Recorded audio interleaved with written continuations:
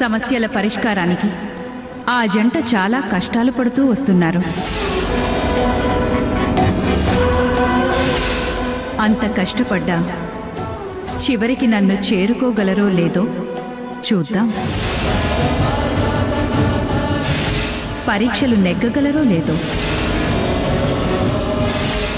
రాగలిగితే మంచిది, రాలేకపోతే మాత్రం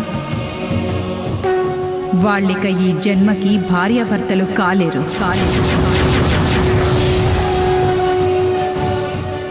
కలిసి బతకటం అసంభవం.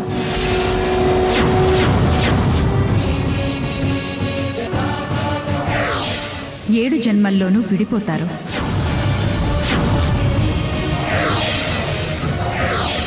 వచ్చి నన్ను తరించుకోగలిగితే 14 జన్మల బంధం ముడిపడుతుంది.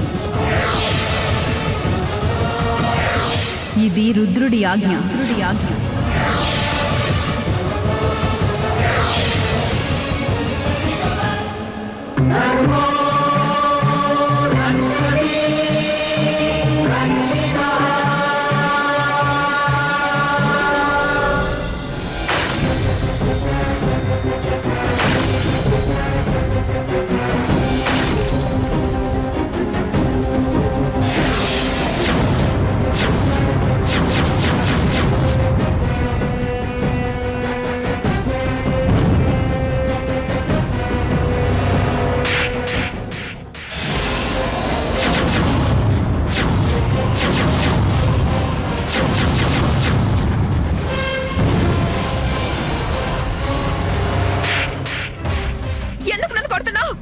ఎందుకు పట్నాలా పగల కొడుతున్నావు? నా ఇష్టం. అడగటానికి, ఆపడానికి, నన్ను కొట్టడానికి నువ్వెవరు? నీకే హక్కుంది. అవే నీ అత్తారింటి వస్తువులు కాదు, నీ పుట్టింటి ఆస్తి కాదు, ఆదిత్య ప్రాపర్టీ. అవి పగల కొట్టడానికి నీకే హక్కుంది? అవి నా పుట్టింటి వాళ్ళవి. అయితే మీరు పగల కొడతానంటారా? కొట్టండి. మీకు ఇలానే సమాధానం చెప్పాల్సి వస్తుంది. రాధా, పెళ్ళయ్యాక పుట్టింటి వాళ్ళు పెడితే తినే హక్కు మాత్రమే ఉంటుంది, లేదా పెట్టమని అడిగే అధికారం ఉంటుంది. అంతేకాని వాళ్ళ ఆస్తులు నాశనం చేసే అవకాశం మాత్రం ఉండదు. మీకే అది లేనప్పుడు తనెవరు పగలకొట్టడానికి? దాని అన్న పెళ్ళంగా అది తప్పు చేస్తుంటే తప్పని చెప్పే అధికారం, ఇలా చంప చెల్లుమనిపించే హక్కు నాకుంది. అదేదో కోపంలో అలా చేసింది అంత మాత్రానా ఇంత పెద్దదాన్ని అలా కొట్టడమేనా?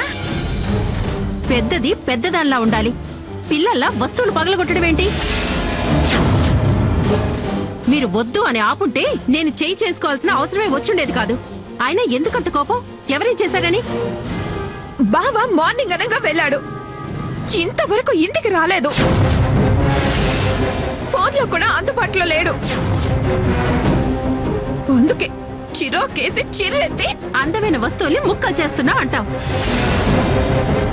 అయినా మగాడు, 4 వ్యాపారాలు, 40 వ్యవహారాలు ఉన్నోడు.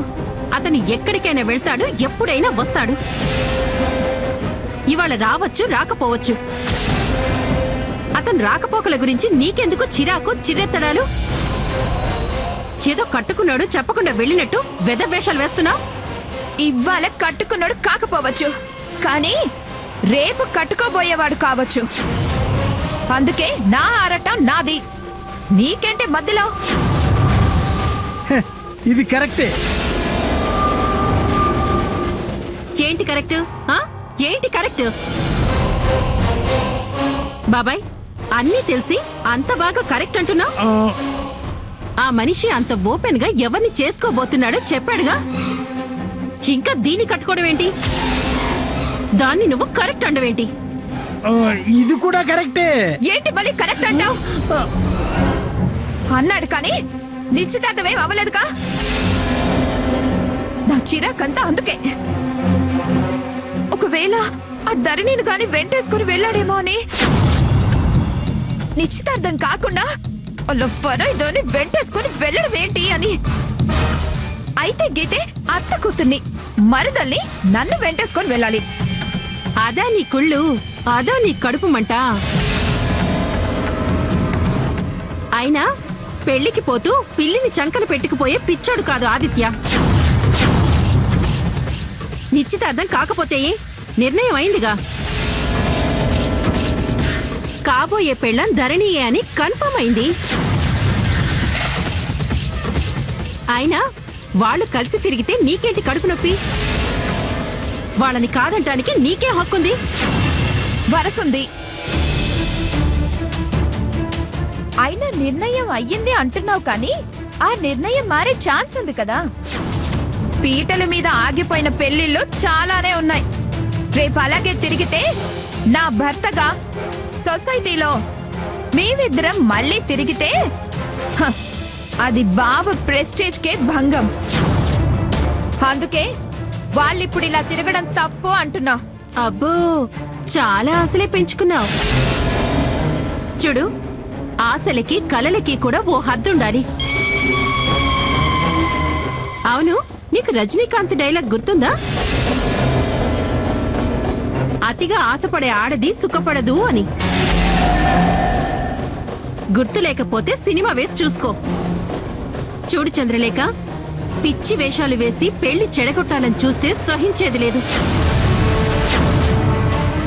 ధరణికి సపోర్టుగా నేనున్నాను, ఆదిత్య ఉన్నాడు. జాగ్రత్త. నువ్వెవరే నాకు జాగ్రత్తలు చెప్పడానికి? పెద్ద పెద్ద వార్నింగ్లు ఇస్తున్నావు.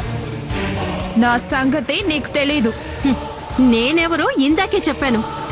చూడు మమ్మీ ఎలా వాగుతుందో. నువ్వు ఒళ్ళు జాగ్రత్తగా పెట్టుకొని బుద్ధిగా ఉంటేనే నీ మర్యాద నీకు దక్కుతుంది. లేకపోతే నీ మూలంగా వీళ్ళు ఇల్లు వదిలి వెళ్లాల్సి వస్తుంది. అదే జరిగితే టూత్ పేస్ట్ కరువై పాచి నోటితో బతకాల్సి వస్తుంది. నీ బతుకేంటో ఊహించుకొని కామ్గా ఉండు. ఛే, నీతో వాదించడమే వేస్ట్. నిజాయితీ ఉంటేనే కదా వాదించడానికి. అక్క ఏంటక్క రాధ అన్నేసి మాటలంటుంటే మాట్లాడకుండా మౌనంగా నిలబడ్డావి? తప్పు లేఖ దగ్గరుంటే ఏం మాట్లాడమంటావు? మాట్లాడితే అది మన పరువు తీస్తుంది. అందుకే నోరు మూసుకుని చూస్తూ ఉండాల్సి వస్తుంది. లేఖ ఆవేశం తగ్గించుకోమంటే వినదు. ఇక మీద ఆ రాధ మన మీద ఒక కన్నేసి ఉంచుతుంది. మనం జాగ్రత్తగా లేకపోతే అది అన్నంత పని చేస్తుంది. నీ మాడు నా మాడు చంద్రలేఖ మాడు పగలగొడుతుంది. అప్పుడు హెల్మెట్ పెట్టుకుని తిరగచ్చు కదక్క. రేయ్ ఫింగర్ సచ్చినోడ పావతలకి. ఆ, అందరు నన్నంటారేంటి? నేనేం చేశాను? అయినా ఎవరో ఒకరి పెళ్ళవుతే మన నొక్కుడు మనకొస్తుంది. ఆ నొక్కుడు డబ్బుతో మన రుక్కును తెచ్చుకోవచ్చు. హె, ఎవరి పెళ్ళైతే మనకేంటి? ఆ, హె.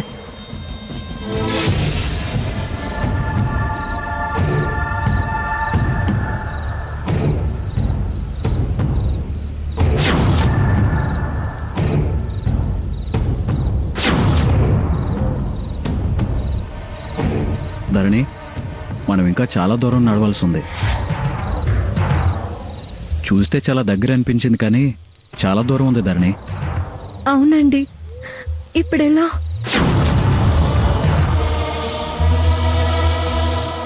అలా వణుకుతూ మాట్లాడుతున్నావేంటి ధరణి? కొంగు కప్పుకున్నావు? చలిగా ఉందండి.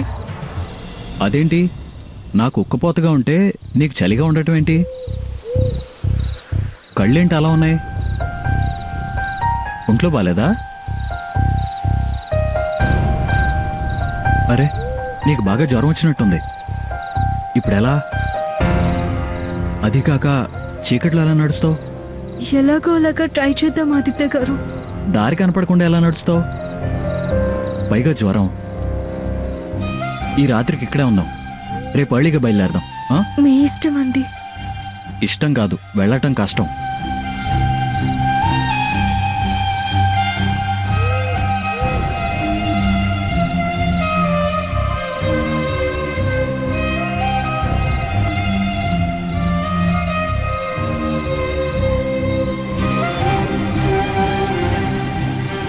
ఏంటి అలా చూస్తున్నావు? పువ్వుల్లో పెట్టి చూసుకోవడం అంటే ఇదేనా అని. నాకు ఇబ్బంది కలగకూడదని అంతా బాగా శుభ్రం చేసి అలా ఆకులు పరిచారు. ఇందులో ఏముంది? నేను అలా చూసుకోవటం నా బాధ్యత.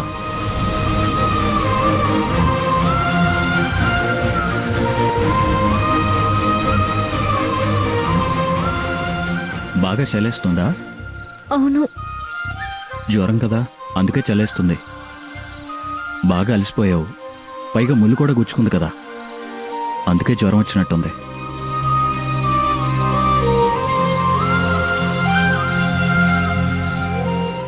ఒక్క నిమిషం.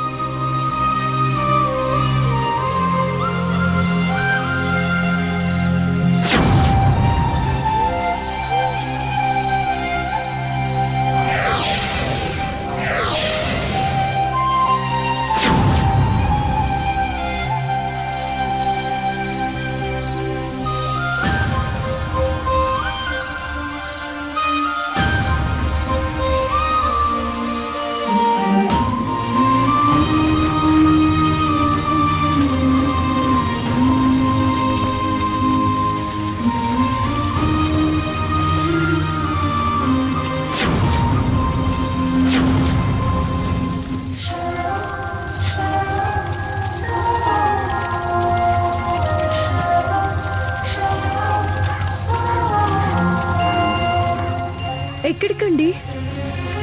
ఎక్కడికి లేదులే.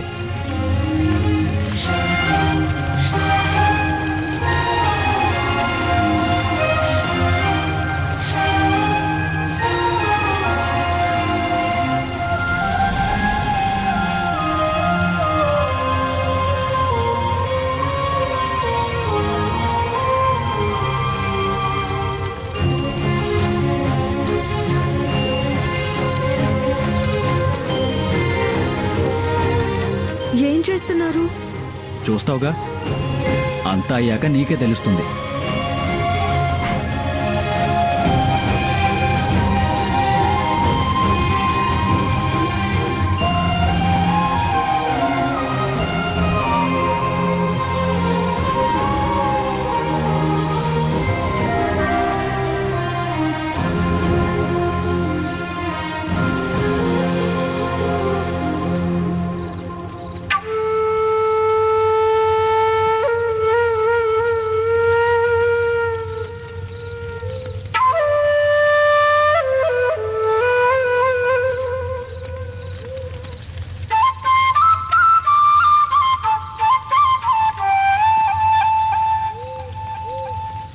వావ్, మీ దగ్గర చాలా టాలెంట్ ఉందండి. చాలా బ్యూటిఫుల్గా ఉంది మీ మ్యూజిక్. అయితే వింటూ హాయిగా నిద్రపో.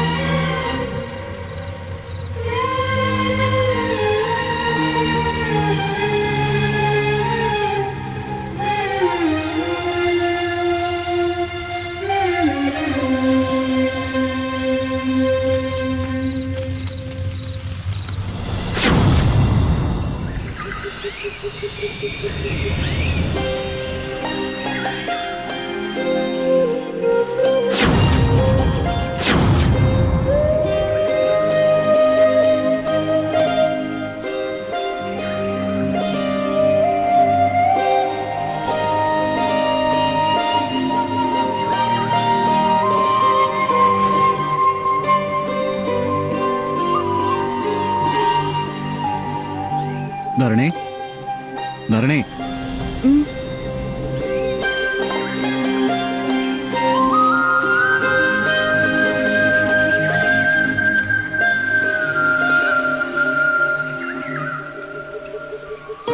జ్వరం తగ్గినట్టుంది. అవునండి, తగ్గిపోయింది. కాబోయే శ్రీవారు అన్ని సేవలు చేశాక తగ్గకేం చేస్తుంది? మీరిలా సేవలు చేయడం మొదలు పెడితే నేను సుఖానికి అలవాటు పడతాను. నేను కోరుకునేది నీ సుఖమే కదా ధరణి. సరే, బయలుదేరదామా? ఆ, అదిగో రుద్రాక్ష.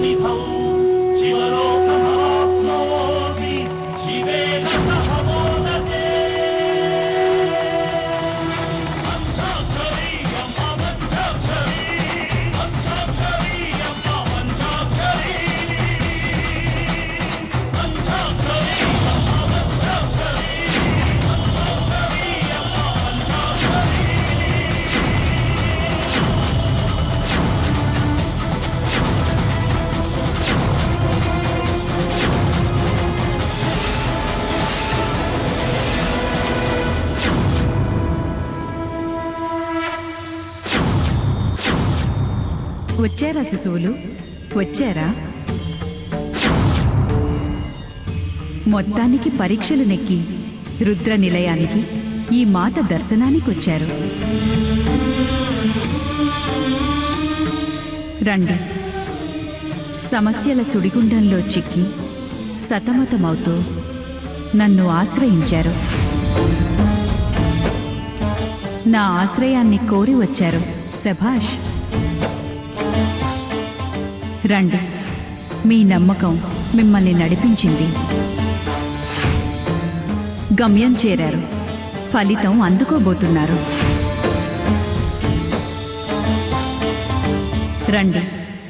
నా ఆశీస్సులు, రుద్రుని అనుగ్రహం మీరందుకోబోతున్నారు.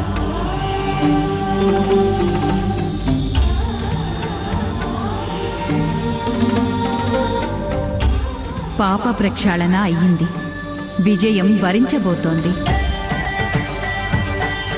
చూడండి శిశువులు, మానవ జన్మ ఎంతో ఉత్కృష్టమైంది.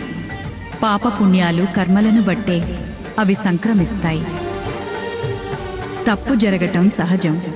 కొన్ని మనం తెలిసి చేసేవి, కొన్ని తెలియక చేసేవి. ఎలా అయినా తప్పు తప్పే. ప్రాయశ్చిత్తం తప్పదు. మీరు తప్పుల్ని గ్రహించాక అవి సరిదిద్దుకుంటూ కష్టాలని కడగళ్లలాగా అధిగమించి ముందుకు సాగాలి. అప్పుడే జీవన సాఫల్యం మీరందుకోగలరు. నువ్వు అమ్మాయిని ఇష్టపడ్డావు. శుభం. ఆ అమ్మాయి అంగీకారం తెలిపింది. శుభం. కానీ కొన్ని కారణాల వల్ల మీ నిశ్చితార్థానికి ఆటంకాలు ఏర్పడుతున్నాయి. అవునా కాదా? అవును మాత. అది మీ తెలియని తప్పుల వల్లనో, గతజన్మ పాపం వల్లనో, విధిరాత వల్లనో, దురదృష్టమో అనుకుంటున్నారు. అవును మాత. అలా అనుకోవటం తప్పు శిశువులు. మీరు నిమిత్త మాత్రులు. అలా భావించటం తప్పు. మీ పాపం ఏమీ లేదు. మీలో ఎవరి జననంలోనూ దోషం లేదు. నరదృష్టి, నరద్వేషం, నరఘోష ఆటంకాలు కలిగించాయి. రుద్రుడిని ఆశ్రయించారు. ఈ రుద్ర నివాసానికొచ్చారు. ఇంకా క్షుద్ర తలంపులు మీకు ఏ ఆటంకాలు కలిగించలేదు. మీలో మీరు నా జన్మ దోషము అన్న మీమాంసను వదిలివేయండి. మనసు నిర్మలంగా ఉంచుకోండి. ప్రశాంతత మీదవుతుంది. స్వయంవరంలో సీతను పెళ్లాడిన రాముడు రాజ్యానికి తిరిగి రాగానే అరణ్యవాసానికి వెళ్లాల్సొచ్చింది. వారిలో ఎవరిది ఎవరు దోషమనుకున్నా రామాయణం ఇతిహాస గ్రంథం అయ్యేది కాదు. ఆ చరిత్ర ఆచంద్ర తర్కం నిలిచేది కాదు. ఈ భారతదేశంలో ప్రతి ఊరున రామాలయాలు వెలిసేవి కావు. ప్రతి ఇంట సీతారాముల్ని కొలిచేవారు కారు. ఆలుమగలంటే కష్టాలలో సుఖాలలో సమాన భాగస్వాములు కావాలనేదే ఆ జంట జగత్తుకు అందించిన నీతి మార్గం.